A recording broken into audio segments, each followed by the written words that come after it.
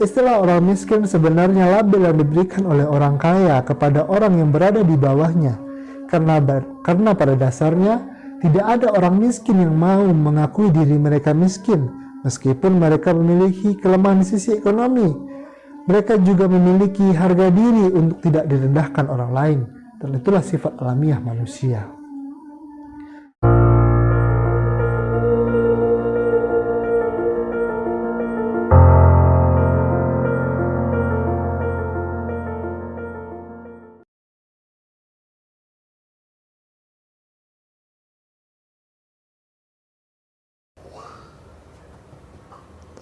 Assalamualaikum warahmatullahi wabarakatuh. Sahabat Pelantara Muda dimanapun Anda berada. Pada kesempatan kali ini kita akan kembali mendiskusikan persoalan realitas masyarakat yang terjadi. Jika sebelumnya kita sudah membahas soal inovasi dan sumber daya manusia, maka pada bahasan kali ini tidak kalah menariknya dengan pada bahasan sebelumnya. Persoalan tentang perbedaan antara si kaya dan si miskin tidak pernah habis untuk dibahas. Ketimpangan ekonomi antara si kaya dan si miskin sudah lama menjadi problem yang tak kunjung terselesaikan. Metode penghitungan rasio Gini yang ditetapkan oleh BPS dalam menghitung ketimpangan pembangunan ekonomi Indonesia bisa dijadikan acuan dalam melihat ketimpangan ekonomi ini. Rasio Gini adalah sebuah metode untuk menghitung kesenjangan dengan menggunakan skala 0 sampai 1. Skala 0 artinya kesenjangan ekonomi itu rendah, sedangkan skala 1 artinya kesenjangan ekonomi itu tinggi. Berdasarkan data BPS tahun 2020, provinsi yang ada di Pulau Jawa tercatat memiliki rasio Gini yang cukup tinggi, dengan Provinsi Daerah Istimewa Yogyakarta keluar sebagai pemenang dengan pertumbuhan rasio Gini 0,428. Secara penghitungan nasional, perkembangan rasio Gini Indonesia terlihat terjadi penurunan dalam 5 tahun terakhir. Akan tetapi, tidak hanya rasio Gini yang digunakan sebagai alat untuk mengukur pertumbuhan ekonomi. Masih ada koefisien Gini, pendapatan domestik bruto, dan masih banyak lagi. Memang, hampir bagi sebagian masyarakat Indonesia, istilah-istilah tersebut kurang begitu familiar. Angka-angka yang disajikan oleh BPS hanya menjadi konsumsi orang-orang yang menggeluti bidang ilmu ekonomi.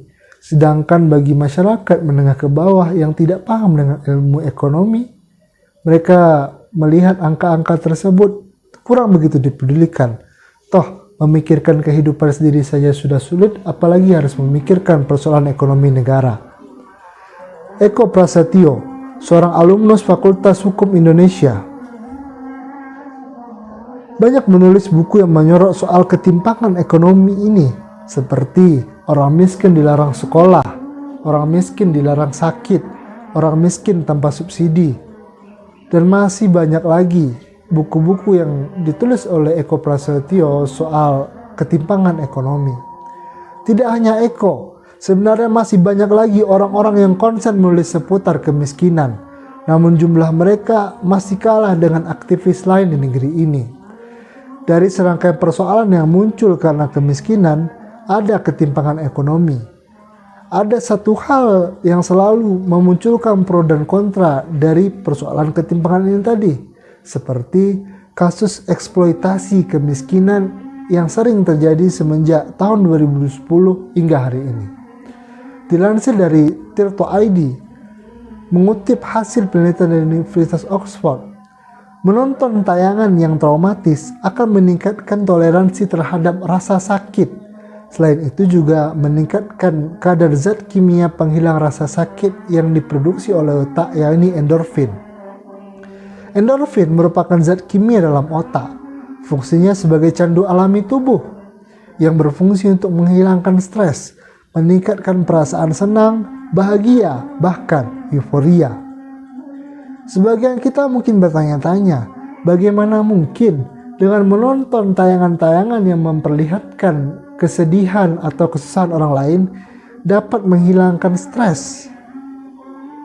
Tapi endorfin itu menghasilkan candu. Jadi orang yang menonton tayangan-tayangan tersebut dengan hilangnya stres, muncul rasa senang, mereka akan selalu menonton acara-acara tersebut. Dan ini adalah riset ilmiah yang dilakukan oleh para ilmuwan. Di Indonesia ada beberapa program yang terkesan menjual kemiskinan, seperti Jika Aku Menjadi, Mikrofon Pelunas Hutang, Uang Kaget, Orang Pinggiran, dan masih terus bertambah jumlah acara-acara seperti ini karena memang rating acara tersebut itu cukup tinggi. Bahkan di acara Mikrofon Pelunas Hutang pernah mengundang Rano Karno dan Menteri Sosial Khofifah Indra Parawasa sebagai juri di acara tersebut. Begitu juga orang-orang miskin yang menjadi tontonan yang menarik bagi penikmat video yang disajikan oleh para konten kreator. Para konten kreator menjadikan tema-tema tersebut sebagai konten dalam videonya. Bahkan konten tersebut memiliki viewer yang cukup banyak, bahkan sampai jutaan, dan tentu saja ini merupakan pundi-pundi mendapat pendapatan bagi sang kreator itu sendiri. Di satu sisi, hadirnya program-program tersebut terlihat banyak mendorong masyarakat miskin, di mana setelah sekian lama berjuang keras untuk keluar dari kesusahan, akhirnya mereka menemukan momentum untuk mengatasi kesusahan itu. Namun di sisi lain, ada juga yang perlu kita perhatikan dari tayangan-tayangan seperti ini. Dosen Fakultas Ilmu Sosial, Ilmu Politik Universitas Mahendrata, Ida Bagus Made Satta Wiradananjaya, menulis dalam esainya yang berjudul Menjual Kemiskinan sebagai Tontonan, menerangkan bahwa acara-acara reality show seperti ini merubah arti kehidupan. Jika sebelumnya orang berusaha untuk menjadi sesuatu, maka pada hari ini orang berlomba-lomba untuk memiliki sesuatu. Program-program seperti ini merubah orientasi orang-orang. Akhirnya lagi-lagi ketika berorientasi untuk memiliki sesuatu, maka dia berorientasi kepada material dan menjadikan materi sebagai tujuan utama. Tak hanya di situ, Ida juga melihat program-program seperti ini adalah sebuah bentuk kekerasan yang bersifat subtil atau halus terhadap orang miskin. Istilah orang miskin sebenarnya label yang diberikan oleh orang kaya kepada orang yang berada di bawahnya. Karena pada dasarnya tidak ada orang miskin yang mau mengakui diri mereka miskin, meskipun mereka memiliki kelemahan di sisi ekonomi. Mereka juga memiliki harga diri untuk tidak direndahkan orang lain. Dan itulah sifat alamiah manusia. Hadirnya program-program seperti ini juga pernah dikritik oleh Narasi Newsroom dalam sebuah tayangan animasi yang berjudul Yang Kaya Makin Kaya, Yang Miskin Tonton Aja. Harus kita akui, tontonan yang memperlihatkan kekayaan orang lain, lalu dengan mudah memberikan bantuan, itu memberikan dampak psikologis bagi masyarakat Indonesia. Orang-orang yang berada dalam ekonomi menengah ke bawah sangat tertarik untuk menonton tayangan-tayangan seperti itu. Karena ketika mereka melihat orang yang ditolong itu memiliki persamaan nasib dengan mereka, maka mereka akan terus dan tumbuh rasa kecanduan untuk menonton acara-acara tersebut. Dengan demikian, justru Andalah yang memiliki ekonomi menengah ke bawah yang memperkaya mereka dengan menonton konten-konten yang demikian. Namun inilah realitas sosial hari ini, tergantung dari sisi mana Anda memahami. Tapi bagi kami Pelantara Muda, ini harus diungkap untuk menjadi bahan diskusi bagi kita semua. Terima kasih, jangan lupa subscribe. Assalamualaikum warahmatullahi wabarakatuh.